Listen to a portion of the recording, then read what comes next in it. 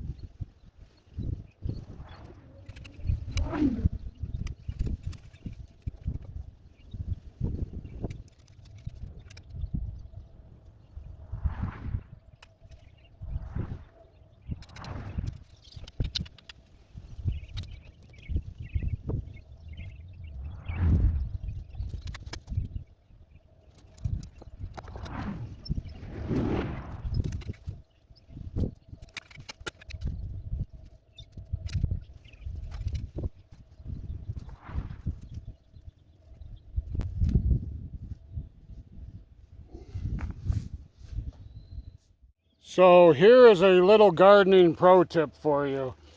This is a raspberry bush. Those are raspberry bushes over there. I dug out about 10 or 15 of them here. I did not plant them in this bed. And it's about 3 feet, a little over 3 feet over here to the bushes. They migrate underground. There was hundreds of them here where I weed eated through here. They spread like wildfire. So just be on the lookout if you got raised beds close to your raspberry and blackberry bushes, because they will spread, and they don't crawl up over the sides or anything. They go under and come up and root. So you have to make sure that you keep this weeded out, and whenever you see them, pluck them out, or within a couple years this whole bed would have been filled with raspberries. Which isn't a bad idea, but I prefer not to have my raspberries in my raised beds.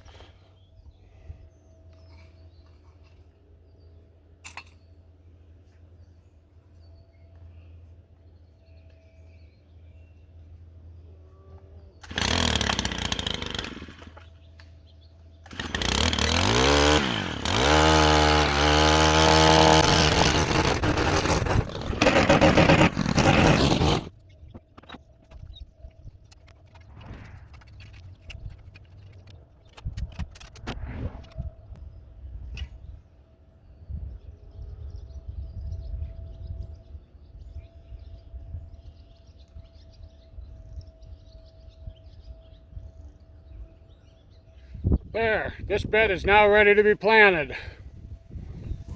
All the weeds are out,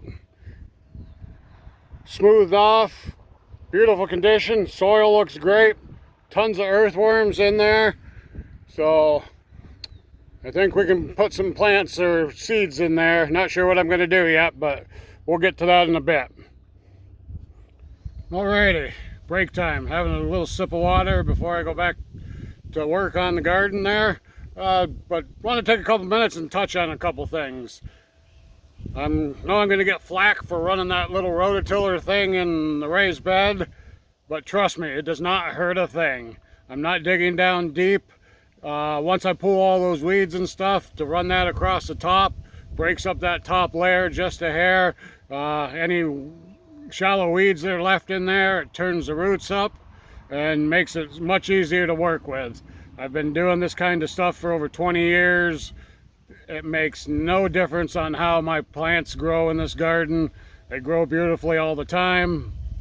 Well, not all the time. I have off years, just like any other gardener. So running the rototiller in there, yes, if you dig down really deep, that's not a good thing. You're disturbing a lot of the microorganisms, worms and things like that. But if you go across the top couple inches of it, you're not going to hurt much, and it makes it so much nicer to work with. Second thing, when I rake that out and toss those shovelfuls of rocks and stuff out of there, a lot of you people are going to wonder, you know, why I have all those rocks in my garden. Well, I use natural soil. I don't spend money to buy soil from the store. I mix excuse me, I mix all my dried leaves and grass clippings and house scraps and everything into piles of topsoil, and I turn them every couple months. And I got a pile up there that's been up there for a year or so. I keep adding stuff to it. It's like black gold. You have rocks in it, and rocks are actually good in the garden. If you don't have rocks in your garden, or stuff like perlite or something, which I never used in my life, the dirt will pack together. Now, the rocks help keep air pockets and stuff in the garden. You don't want real big ones, toss them out of there. It does not hurt to have stones in your garden whatsoever. But remember, I live in northeastern part of the United States, so our soil and growing conditions are different than other places. For my excuse me, my opinions and stuff are directed for this area of the country. So what I say about other areas of the country, I don't know. I've never grown down in there and stuff. I'll be the first to tell you that. But anything that I tell you about gardening in the northeastern area of the United States has worked for me. It may not work for everybody, but it's worked for me. So I just wanted to make it clear, because people are going to wonder why there's so many rocks in my garden, why I was using that rototiller and stuff like that. Now after my plants are up and stuff, like my tomato plants and everything, I'll come back through and I'll mulch things, and I do all that kind of stuff. Water them good, use drip irrigation now and then. I won't use any this year because my garden's not going to be big enough. I'll be able to handle it without it. But I do all that stuff too. I have learned so much from people on YouTube, but I've also seen a lot of people on YouTube get a lot of slack for the way they do things. Well, it works for them, so you shouldn't be giving them slack about it. If things work in your area for you, then go for it. Pass on the information. It might work for somebody else, and it may not.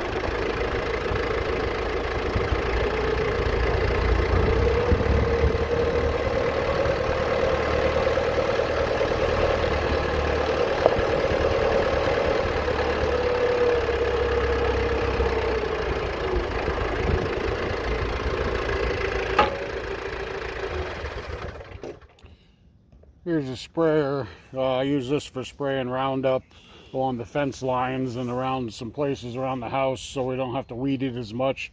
I'm going to get this put on the four-wheeler tomorrow. I'll get her filled up.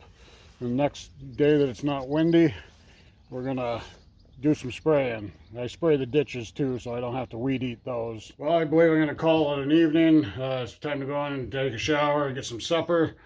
And tomorrow after work, we'll get that sprayer put on the four-wheeler, get it filled up. We'll get some stuff sprayed. I know a lot of people are against spraying, but out here where there's more grass than there isn't, I don't have a choice. I can't handle it all without a little chemical intervention. I don't like to spray any more than I have to, and I only spray areas that I can't really mow or get to easily with a weed eater. So we'll get this taken care of tomorrow, I hope everyone has a good night. We'll talk to you a little later. God bless.